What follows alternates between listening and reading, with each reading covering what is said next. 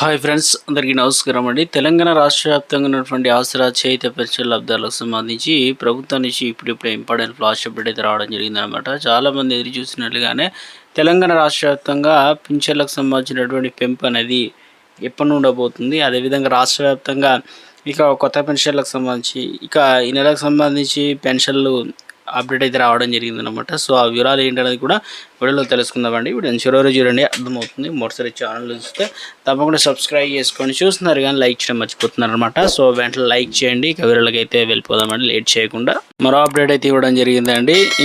కుటుంబానికి సంబంధించి 20,000 రూపాయల ఆర్థిక సాయం. ఇందులో ప్రధానంగా చూసుకున్నట్లయితే మరో పథకానికి సంబంధించి ప్రారంభించినటువంటి కాంగ్రెస్ ప్రభుత్వం అంటూ చెప్తున్నారు. ఎందుకంటే కుటుంబానికి ప్రధాన ఆధారమైన ఇంటి పెద్దను కోల్పోయిన రోడ్డు పడ్డ నిరుపేదలకు రాష్ట్ర ప్రభుత్వం ఆసరాగా నిలుస్తుంది. అత్యంత క్లిష్ట పరిస్థితుల్లో ఉన్నత బాధలకు ఆదుకునేందుకు జాతీయ కుటుంబ ప్రయోజన పథకం కింద తక్షణం ఆర్థిక సాయాన్ని అందిస్తున్నారన్నమాట. గత ప్రభుత్వ పాలకులు అధికారులు నిర్లక్ష్యం చేశారని ప్రచారాలేమి కారణంతో మూలకు చేరినటువంటి సంక్షేమ పథకానికి కాంగ్రెస్ ప్రభుత్వం మళ్ళీ ప్రాణం వచ్చిందని చెప్తున్నారు.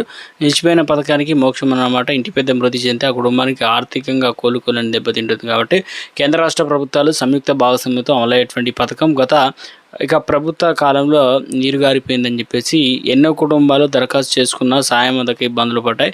కానీ కాంగ్రెస్ ప్రభుత్వం అధికారంలోకి వచ్చిన తర్వాత ఈ పథకానికి ప్రత్యేక ప్రాధాన్యత ఇచ్చిందనమాట. బకాయిలను క్లియర్ చేస్తూ సో మొత్తం మీద కుటుంబానికి ఆర్థికంగా 20,000 రూపాయల ఆర్థిక సాయం అనమాట. ఇందిరామిల్లకు సంబంధించి లేటెస్ట్ అప్డేట్ ఇచ్చారు. క్యూఆర్ పరిధిలో ప్రస్తుతం చేపడుతున్నటువంటి ఏదైతే ఉన్నాయో ఇందిరామిల్లకు సంబంధించి ఆధార్ కార్డు ఉంటే సరిపోతుందని చెప్తున్నారు. అదేవిధంగా సో ఏమైనా డౌట్స్ ఉన్నా కూడా, అనుమానాలు ఉంటే టోల్ ఫ్రీ నెంబర్కి కూడా కాల్ చేయొచ్చు. ఎలాంటి సందేహాలు ఉన్నా కూడా మధ్యవర్తిని నమ్మకుండా నేరుగా 04024603572 అనేటువంటి నెంబర్లకు ఉదయం 9 గంటల నుంచి సాయంత్రం 6 గంటల వరకు అయితే మధ్య ఫోన్లు అనేది చేసుకోవచ్చు. తెలుగు, ఇంగ్లీషు, ఉర్దూ భాషలో సమాధానం కూడా ఇవ్వడం జరుగుతుంది. తొలి విడత వచ్చేసి 7,680 ఇండ్లు అనేది ఇవ్వడం అయితే జరుగుతుంది అనమాట. దరఖాస్తు సమయంలో 10,000 చెల్లింపులకు యూపీఐ లేదా నెట్ బ్యాంకింగ్ మాత్రమే ఉపయోగించాలని, ఒకవేళ ఇల్లు మంజూరు కాకపోతే తిరిగి అదే ఖాతాకు మొత్తం వాపస్ అనేది చేస్తామని స్పష్టం చేయడం జరిగిందనమాట.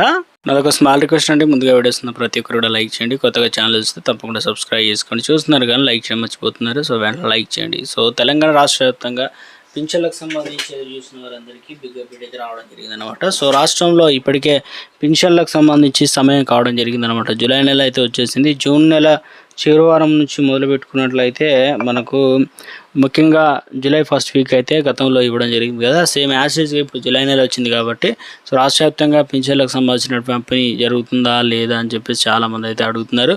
సో చాలామందికి అయితే పెన్షన్లు కూడా వచ్చినట్లుగా తాజా అప్డేట్స్ అయితే రావడం జరిగిందనమాట. రాష్ట్ర వ్యాప్తంగా కూడా ఇందులో ప్రధానంగా చూసుకున్నట్లయితే ఎవరెవరికి పెన్షన్లు ఏ జిల్లాల వరకు వచ్చాయని చెప్పేసి సో ఒక అప్డేట్ అయితే రావడం జరిగిందనమాట. రాష్ట్రంలో ఉన్నటువంటి ముఖ్యంగా ఆదిలాబాద్, కొరంభీం, ఆసిఫాబాద్ జిల్లాలతో పాటు సో రాష్ట్ర వ్యాప్తంగా ఉత్తర తెలంగాణలో ఉన్నటువంటి జిల్లాలకైతే మొదట అయితే ఇవ్వడం అయితే జరిగిందనమాట. తర్వాత ప్రతి నెల కూడా ఒక నెల అంటే ఒక జిల్లాకు ముందు ఇస్తారు, ఒక జిల్లా తర్వాత ఇస్తారు. కాబట్టి నేడు కొన్ని జిల్లాలకు ఇస్తారు, రేపు కూడా కొన్ని జిల్లాలకు ఇస్తారు. నిర్మల్, నారాయణపేట, నల్గొండ, సిద్దిపేట, వనపర్తి, యాదాద్రి, భువనగిరి జిల్లాలకు అయితే ఇవ్వడం అయితే జరుగుతుందన్నమాట.